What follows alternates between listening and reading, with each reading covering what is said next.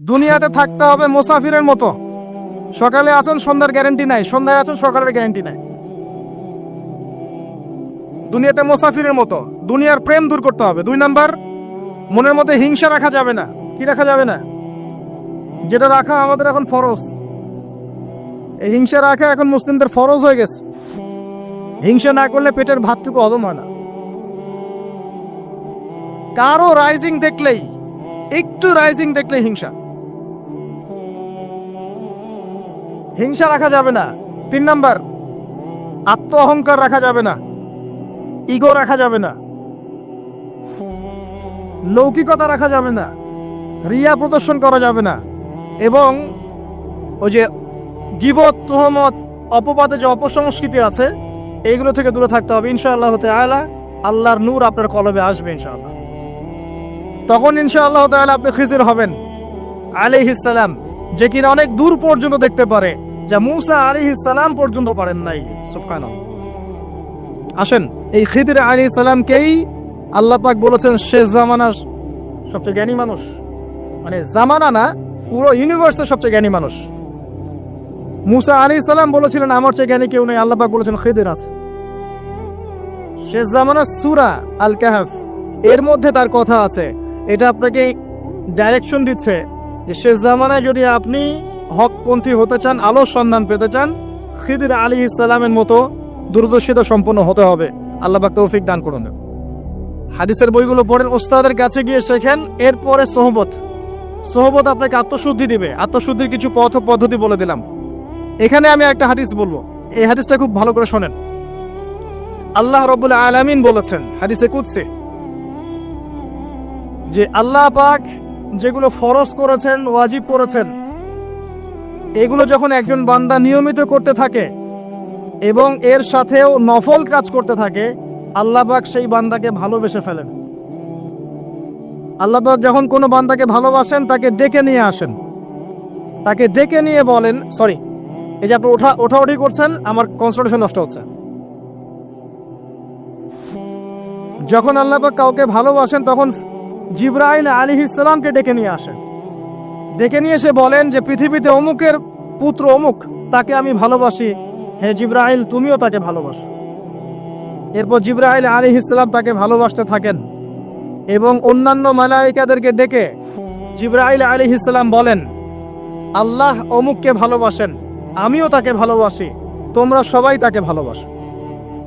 এরপর সমস্ত ফেরেশতারা তাকে ভালোবাসতে শুরু করেন। এরপর ফেরেশতা মণ্ডলী পৃথিবীতে আসেন, এসে দুনিয়াবাসীকে উদ্দেশ্য করে বলেন যে অমুকের পুত্র অমুককে আল্লাহ ভালোবাসেন, জিবরাইল ভালোবাসে, আমরা ভালোবাসি, তোমরা সবাই তাকে ভালোবাসো। এরপর দুনিয়ার মানুষদের কাছে তার মর্যাদা বাড়িয়ে দেওয়া হয়, তার দিকে মানুষের মনকে ঘুরিয়ে দেওয়া হয় এবং তার প্রতি মানুষের ভালোবাসা সৃষ্টি করে দেওয়া হয়। আল্লাহ পাকের নূর যখন আপনার ভিতরে আসবে, ইনশাআল্লাহ দেখবেন আল্লাহ রাব্বুল আলামিন আপনার হাতে তার দ্বীনের পতাকা দিবেন ইনশাআল্লাহ আযজা ওয়া জাল। তাজকিয়ার প্রয়োজন, তাজকিয়া না আসলে নূর আসবে না। লাভ নাই ভাই, প্রচুর ইবাদত বন্দেগী করে মনের মধ্যে অহংকার রেখে কোনো লাভ নাই। অনেক কিছু করছেন, নিজেকে মনে করছেন আপনি সুপিরিয়র, অন্যরা সব ককরোচ, আপনি জান্নাতের ডিলার, লাভ নাই। ইবলিসের আকীদা এটা ইবলিসের আকীদা। খলাকতানি মিন নার ওয়া খলাকতাহু মিন তিন। এখন যারা ইসলামের বিপক্ষে আছে তাদের মধ্যে থেকে আল্লাহ পাক খালিদ এবং ওমর রাদিয়াল্লাহু আনহুর মতো সাহাবী বের করতে পারেন। আল্লাহ পাকের সুন্নাহ বোঝা খুব দুষ্কর। যাকে আপনি তুচ্ছ করছেন আল্লাহ পাক তাকে হেদায়েত দিয়ে আপনার চেয়ে বড় জায়গায় নিয়ে যেতে পারেন। যাকে আপনি বড় কাফের মনে করছেন আল্লাহ পাক কাল তাকে হেদায়েত দিয়ে ইসলামের খেদমত করাতে পারেন। আবার আল্লাহ পাক আপনাকে, যিনি 5 ওয়াক্ত নামাজ পড়ছেন, রোজা রাখছেন, আপনাকে পথভ্রষ্ট করে দিয়ে জাহান্নামে নিতে পারেন। অতএব আত্ম অহংকারে কোনো সুযোগ নাই। তাজকিয়া দরকার। কদ আফলাহা মান যাক্কাহা ওয়া কদ খাবা মান দাসাহা। قد أفلح من تزكى وذكر اسم ربه فصلى بل تؤثرون الحياة الدنيا والآخرة خير وأبقى।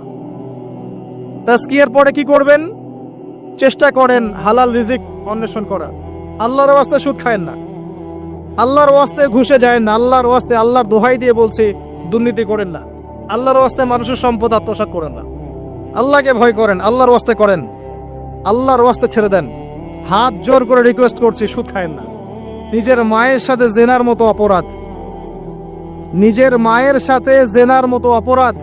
এটা আমার কথা নয়, এটা মুহাম্মদ সাল্লাল্লাহু আলাইহি ওয়াসাল্লামের কথা, যাকে কবরে আপনাকে দেখানো হবে, যিনি আপনার জন্য সুপারিশ করবেন কাল কিয়ামতের মাঠে, যিনি আপনার জন্য হাউজে কাউসারের পানি নিয়ে দাঁড়িয়ে থাকবেন, আপনার উসওয়াতুল হাসানা, সেই মুহাম্মদ সাল্লাল্লাহু আলাইহি ওয়াসাল্লামের কথা।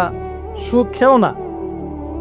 এর সর্বনিম্ন পাপ নিজের মাকে বিয়ে করা, নিজের মায়ের সাথে জেনা করা। কেউ যদি এই সমাজে নিজের মায়ের সাথে জেনা করে থাকে, কালকে সকালে রাস্তায় বের হয়, আপনি চাইবেন তাকে রজম করে মেরে ফেলতে, চাইবেন না? এই কাজ দিব্যি আমরা করছি। সর্বোচ্চ পাপ সুদের, আল্লাহ এবং তার রাসূলের সাথে যুদ্ধ করা। অনেক দিন আয়াতটা বলেছি, আবারও বলছি, শোনেন কি, কারণ কিছু মানুষের কানে ঢুকতেই চায় না কথা। আল্লাহ পাক বলেছেন, ইয়া আইয়ুহাল্লাযীনা আমানু, হে মুমিনগণ, ইত্তাকুল্লাহ, আল্লাহকে ভয় করো। ওয়া যারু মা বাকিয়া মিনার রিবা, সুদের অবশিষ্ট অংশগুলো ছেড়ে দাও। ইন কুনতুম মুমিনিন, যদি প্রকৃতপক্ষে মুমিন হয়ে থাকে। ওয়া ইল্লাম তাফআলু, যদি তোমরা এই কাজ না করো। শুনেন আল্লাহর কথা, আল্লাহ বলছেন যদি তোমরা এই কাজ না করো, ফাযানু বিহারবিম মিনাল্লাহি ওয়া রাসূলিহি, তাহলে আল্লাহ এবং তার রাসূলের সাথে যুদ্ধের ঘোষণা শুনে না।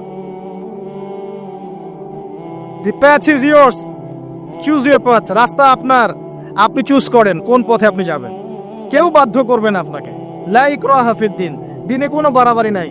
তরোয়াল দিয়ে কেউ বলবে না যে সুদ খেও না, তরোয়ালের জন্য কেউ বলবে না যে ইসলাম কবুল করো। ইসলাম এগুলো হারাম, ইসলাম এভাবে ছড়ায় নাই, এগুলোর সাথে ইসলামের কোনো সম্পর্ক নাই। ইসলামের নামে যারা সন্ত্রাসবাদ ছড়িয়েছে এবং জঙ্গিবাদ ছড়িয়েছে, এগুলোর সাথে ইসলামের কোনো সম্পর্ক নাই।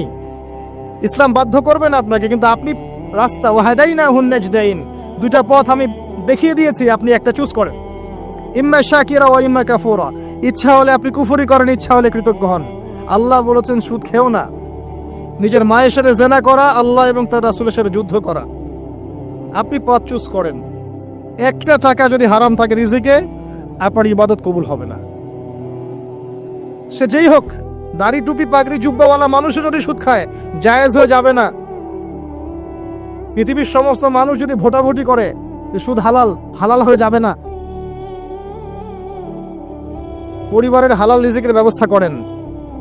অনেক মানুষ দেখা হয়, কথা হয়, মেসেঞ্জারে টেক্সট করে, হোয়াটসঅ্যাপে নক করে, বড় চাকরি করতো, 60,000 70,000 80,000 টাকা বেতন পেত, তখন রিজিকে বরকত ছিল না, ছেড়ে দিয়েছে, চায়ের দোকান দিয়েছে, এখন রিজিকে বরকত আছে।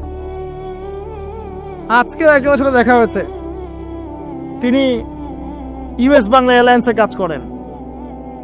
আমাকে বলছেন, ভাই, মুরব্বী মানুষ, আমার পরিবারের সদস্য সংখ্যা বেশি ছিল, হারাম জবে ছিলাম, সুদ খেতাম, সুদি এনজিওতে কাজ করেছি, আপনার লেকচার শুনেছি, আলহামদুলিল্লাহ, আল্লাহ পাক শুনিয়েছেন তাকে, এখানে আমার কোনো ক্রেডিট নাই, তিনি ছেড়ে দিয়েছেন, এখন এখানে কাজ করেন। আমি বললাম, পরিবারে কি কোনো সমস্যা হয়, রিজিকে বরকত আছে না? তিনি বলছেন, এখন বারাকার শেষ নাই। বলছে, কেউ অসুস্থ হয় না পরিবার আমার এখন, আগে ডেইলি অসুস্থ হতো। আমার টাকা চুরি চামারি হয় না, আগে আমার টাকা আত্মসাৎ হয়েছে। বরকত কি জিনিস আপনাকে বুঝাই, বরকত চোখে দেখা যায় না। আপনি হালাল রিজিকে থাকেন, দেখবেন আপনার পরিবারের মানুষ কম অসুস্থ হচ্ছে, খরচ কমে গেল, আপনার সম্পদ চুরি ডাকাতি হচ্ছে না, নিরাপদ আছে।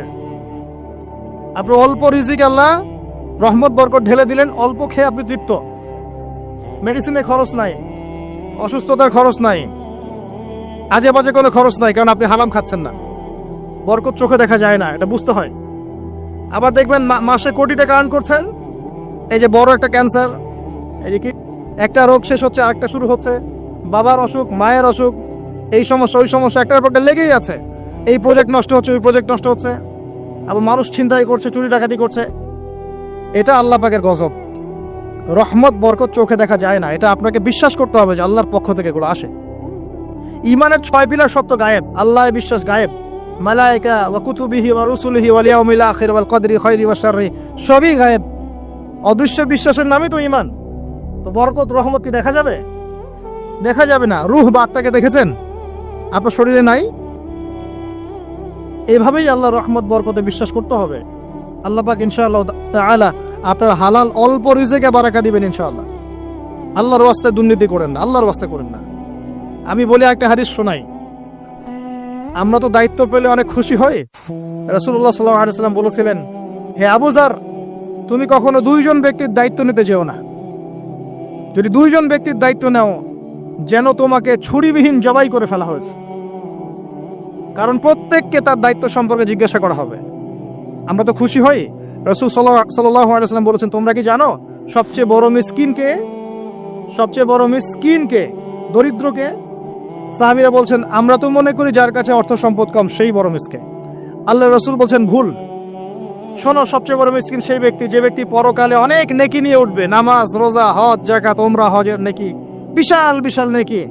এরপরে সে দেখবে সামনে মানুষ দাঁড়িয়ে আছে, কারো গীবত করেছে, কাউকে তহমত দিয়েছে, কাউকে অপবাদ দিয়েছে, কারো টাকা চুরি করেছে, কাউকে অন্যায়ভাবে জুলুম করেছে, কাউকে পিটিয়েছে, কারো সম্পদ লুট করেছে ইত্যাদি। তখন আল্লাহ পাক বলবেন, শোধ করে দাও। কিভাবে শোধ করা হবে? ফেরেশতারা জিজ্ঞাসা করবেন। আল্লাহর পক্ষ থেকে হুকুম আসবে, এই ব্যক্তির নেকিগুলোকে ওদের আমল নামে কনভার্ট করো। ওই যে শেয়ার ইট পাস করে দাও। ওটা আরো বড় টেকনোলজি হবে ইনশাআল্লাহ তাআলা। বলার সাথে সাথেই আপনার নেকি আমার নেকি দেখা যাবে চলে গেছে, নাউজুবিল্লাহ। এবার সব নেকি শেষ। এবার কি হবে? অর্ডার আসবে, তাদের গুনাহগুলোকে এই ব্যক্তির আমল নামে চাপিয়ে দেওয়া হবে। এরপর আল্লাহ পাক বলবেন, ইকরা কিতাবাক, পড়ো তোমার কিতাব। ওয়া কাফা বিনাফসিকা আল-ইয়াওমা আলাইকা হাসিবা, আজকে তুমি তোমার হিসাব নেওয়ার জন্য যথেষ্ট। এই কিতাব আর ডান হাতে আসবে না, ঘুরে আসবে। ওয়া আম্মা মান উতিয়া কিতাবাহু বিশিমালিহি ফাসাউফা ইয়াদউ সুবুরা, তখন সে মউতকে ডাকতে থাকবে, হায় আজকে আমার একটা মৃত্যু দিয়ে কাজ হবে না, 1000টা মউত আমার দরকার।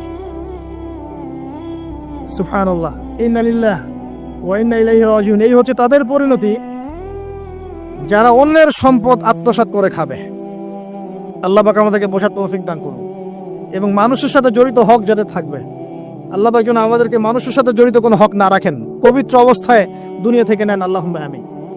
কারণ দুনিয়াতে যা যার হক তাকে দিয়ে দেন। ভাই, আমি একটা কথা বলেছি, কথাটা ভাইরাল হয়েছে অনেক। মানুষের অবস্থানকেই ভালোবাসে। মানুষ কখনোই মানুষের অন্তঃসত্ত্বাকে ভালোবাসে না। অবস্থান আপনার ভালো, আপনার পিছনে মানুষের অভাব থাকবে না। আজকে আপনার ক্ষমতা আছে, পাওয়ার আছে, খ্যাতি আছে, ইত্যাদি আছে, মানুষ দেখবেন পিছনে ঘুরঘুর করছে, এবং এরা কিন্তু সবাই সবার স্বার্থেই ঘুরঘুর করছে। এর বাইরে আল্লাহ পাক কিছু মানুষের মনে আল্লাহর পক্ষ থেকে মহব্বত দেন, এটা আলাদা বিষয়। এটা শুধু ধার্মিকদের ক্ষেত্রেই সম্ভব। ওই দুই ব্যক্তি যারা আরশের ছায়া পাবে, যারা একে অপরকে আল্লাহর ওয়াস্তে মহব্বত করেছে, তাই না? অতএব আল্লাহর পক্ষ থেকে একটা মহব্বত থাকে, এটার কোনো স্বার্থ থাকে না, নিঃস্বার্থ ভালোবাসা। এটা টোটালি নিঃস্বার্থ ভালোবাসা, কোনো স্বার্থ নাই। কিন্তু দুনিয়ার ভালোবাসা স্বার্থপর। অবস্থানকে আপনাকে মূল্যায়ন করা হবে। আপন শুধু আল্লাহ পাক আপনার। আল্লাহর জন্যে যার যার হক তাকে দিয়ে দেন, নিজের হক আল্লাহর কাছে চেয়ে নেন, আপনি সুখে থাকবেন ইনশাআল্লাহ। এর চেয়ে কোনো ফিলোসফি নাই দুনিয়াতে সুখে থাকা। আপনি মানুষকে সন্তুষ্ট করতে পারবেন না। পরিবার, বাবা মা, ছেলে মেয়ে, বউ বাচ্চা, কাউকে সন্তুষ্ট করতে পারবেন না। 100% আপনি কাউকে সন্তুষ্ট করতে পারবেন না। সারা জীবন করে যাবেন, আপনার বিরুদ্ধে অভিযোগ থেকেই যাবে। শুধু আল্লাহ রাব্বুল আলামিন অপেক্ষা করে বসে আছেন। এই বসে আছেন কথাটাকে আবার ভাইরাল করে বিতর্কিত করেন না। এই বসে আছেন বুঝিয়েছে আল্লাহ পাক অপেক্ষা করছেন। মুশকিল মিডিয়ার সামনে কথা বলা, বলবো একটা তালগোল পাকিয়ে বানাবে আরেকটা। এই কারণে আমি মিডিয়া এখন পছন্দ করি না। প্রয়োজনে আমি মাঠে ময়দানে এই জুমার খুতবা দিব, আমার কোনো দরকার নাই মিডিয়ার, কোনো প্রয়োজন নাই আমার।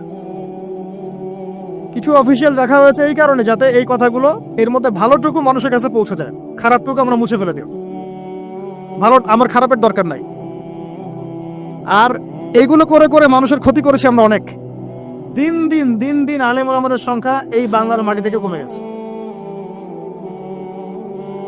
যে কথাটা বলছিলাম, হক দিয়ে দেন, আপনি আপনার হক আল্লাহর কাছে চেয়ে নেন। মানুষকে আপনি সুখী করতে পারবেন না। আল্লাহ পাক অপেক্ষা করছেন আপনার জন্য। আপনি কখন তওবা করে তার দিকে ফিরে আসবেন, দিন আল্লাহ পাক আপনাকে মাফ করে দিবেন ইনশাআল্লাহ। আল্লাহ পাক বলেছেন, শোনেন, ইল্লা মান তাবা, যে অনেক গুনাহ করেছে, শিরক করেছে, জিনা করেছে, মদ খেয়েছে, বেদাত করেছে, হারাম খেয়েছে, আল্লাহ পাকের অবাধ্য হয়েছে, নামাজ পড়ে নাই, যাকাত দেয় না, ইত্যাদি ইত্যাদি অনেক অন্যায় করেছে,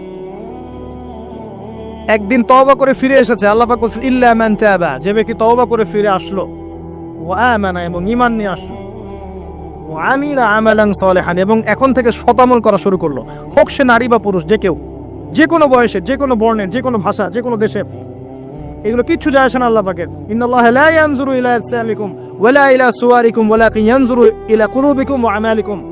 আল্লাহ পাক শুধু কলব দেখেন, আমল দেখেন, রক্ত মাংস বর্ণ এগুলো দেখেন না। আল্লাহ পাক ফিরে এসেছে, আমল, ঈমান এনেছে, আমল সালেহ করেছে। আল্লাহ পাক বলছে উলাইকা, এরাই তারা, ইউবাদদিলুল্লাহু সাইয়্যাতিহিম হাসানাত, এরাই সেই ব্যক্তি যাদের সমস্ত গুনাহকে আমি আল্লাহ নেকি দিয়ে পরিবর্তন করে দেব। আল্লাহ অপেক্ষা করছেন আপনার জন্য। আপনার কাছে আসার গল্পটা হোক আল্লাহর কাছে আসা গল্প, এই জেনার কাছে আসার গল্প দিয়ে কোনো লাভ নাই। আল্লাহ পাক যেটা বলেছেন লা তাকরাবুজ জিনা, জিনার কাছেও যেও না, আপনি দেখবেন এখন বলা হচ্ছে জেনাটাই হচ্ছে কাছে আসার গল্প। আমি বলি শোনেন, নিমের ডাল দিয়ে দাঁত মাজেন, নিম গাছের ডাল আছে না, নিমের ডাল দিয়ে দাঁত মাজেন, এই পেস্ট ছেড়ে দেন, বয়কট করে ফেলেন, দেখবেন কয়দিন পর ক্ষমা চাবে যে ভুল হয়ে গেছে, আমরা এগুলা অ্যাড বানাবো না। আমরা যে নরম সরম মানুষ, কোনো ইনিশিয়েটিভ নিতে পারি না, এই জন্য চড়া হয়ে বসে থাকে। প্রতিটা সেক্টরেই দুর্নীতি চলছে। এই যে কাছে আসার গল্পের নাম দিয়ে মানুষকে জেনা করাচ্ছে। যুবক যুবতী স্কুল লাইফ থেকে মাহরাম, গায়রে মাহরাম, এই গায়রে মাহরামের সাথে স্কুল লাইফ থেকে শুরু হয়। স্কুল লাইফে পড়ছে ক্লাস 8, 9, 10, ক্লাস 8, 9, 10 এর মেয়েরা, ছেলেরা এখন অ্যাডাল্ট। এরা এরা এমন কিছু করে যা আপনার কল্পনাও নাই। এই বয়সেও তো সব পাপ করা শেষ। এগুলো সাক্ষী আপনারাই, আমার উপর আমাকে ভালো মন্দ বলেন না, এগুলো সাক্ষী আপনার নিজেরাই। নিজেদের ঘরগুলো দেখেন। আর সবচেয়ে বড় কথা হচ্ছে ঘরের মানুষ কিন্তু কথা শোনে না। দেখবেন আপনি সারা দুনিয়ায় দিন কায়েম করে ফেলছেন, দিনটা, আর আপনার ঘরটা হচ্ছে নূহ আলাইহিস সালামের মতো। দেখবেন বউ কথা শোনে না, স্বামী, ছেলে কথা শোনে না। এটাই বাস্তবতা। কিন্তু নূহ আলাইহিস সালামের ঘটনা মনে নাই? 950 বছর দাওয়াত দিয়েছেন, শেষে গিয়ে বলেছেন রব্বি আন্নী মাগলুবুন ফান্তাসির, আল্লাহ আমি পরাজিত হয়ে গেছি, আমাকে সাহায্য করো, আমি পারছি না। আল্লাহ পাক আযাব নাজিল করে দিলেন, তিনি পার হয়ে গেলেন না। ছেলে পার হয় না, ছেলে বলে আমি পাহাড়ে উঠে যাব, পাহাড় আমাকে সেভ করবে। নূহ আলাইহিস সালাম বলছেন আজকে কেউ সেভ করতে পারবে না আল্লাহর আযাব থেকে। একটু পরে একটা ঢেউ এসে বাপ বেটার মাঝখানে পার্থক্য করে দিল, ছেলে ডুবে মরে গেল, তার স্ত্রী পর্যন্ত ঈমান নিয়ে আসলো না। আল্লাহর কাছে হাত তুলে দোয়া করছেন, আল্লাহ আমার ছেলে, আমার আহাল, আমার পরিবার। আল্লাহ ধমক দিয়ে বলছেন যে লাইসা মিন আহলিক, সে তোমার পরিবারের কেউ না। দেখবেন আপনি মাশাআল্লাহ দিনদার, আপনার ভিতরে ইসলাম এস্টাবলিশ করা ডিফিকাল্ট। কারণ মানুষ এখন খুব ব্যক্তি সচেতন, নিজের মনে যা চাবে সেটাই করবে। আর আনুগত্যকে তারা দাসত্ব মনে করে। কথা বুঝেন? আনুগত্য করাকে দাসত্ব মনে করে। আমি দাসত্ব করবো কেন? আল্লাহ এবং তার রাসূল এবং স্বামী, পরিবার, কর্তাদের আনুগত্যটাকে তারা দাসত্ব মনে করে। অতএব সুখে থাকার মূল মন্ত্র এটাই আপনার, যার যার হক তাকে তাকে দিয়ে দেন, নিজের হক আল্লাহর কাছে চেয়ে নেন, আপনি সুখে থাকবেন ইনশাআল্লাহ। আল্লাহর জন্য বাঁচেন, আল্লাহর জন্য খান, আল্লাহর জন্য পড়েন, আল্লাহর জন্য দিন কায়েম করেন, আল্লাহর জন্য আপনি ইবাদত করেন, আল্লাহর জন্য মারা যান, ইনশাআল্লাহ আল্লাহ আপনাকে জান্নাত দিবেন। আল্লাহ রাব্বুল আলামিন আমাদের সবাইকে পবিত্র কোরআন এবং সুন্নাহ অনুযায়ী জীবনযাপন করার তৌফিক এনায়েত করুন, আমিন। আল্লাহ রাব্বুল আলামিন আমাদের সবার পারিবারিক আরো সুশৃঙ্খল করে দিন, ইসলামিক করে দিন। আমাদের সবাইকে আল্লাহ পাক হালাল রিজিকের ব্যবস্থা করে দিন, এবং আমাদের মা বোনদেরকে আল্লাহ পাক খাস পর্দায় থাকার তৌফিক দান করুন। আল্লাহ পাক আমাদের সবাইকে পড়াশোনা করার তৌফিক দান করুন। এবং আমি এখানে যে কয়টা কথা বলেছি এর বাইরে আর কয়েকটা সাবজেক্ট পড়বেন। আমি কোরআনের কথা বলেছি, হাদিসের কথা বলেছি, আরও বলেছি তাজকিয়ার কথা, আত্মশুদ্ধির কথা।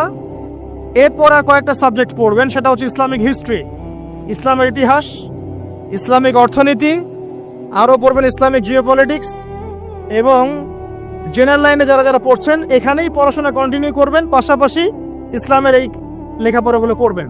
আর মাদ্রাসা যারা পড়ছেন, মাদ্রাসায় পড়ার পাশাপাশি আপনারা জেনারেল সাবজেক্টগুলো পড়া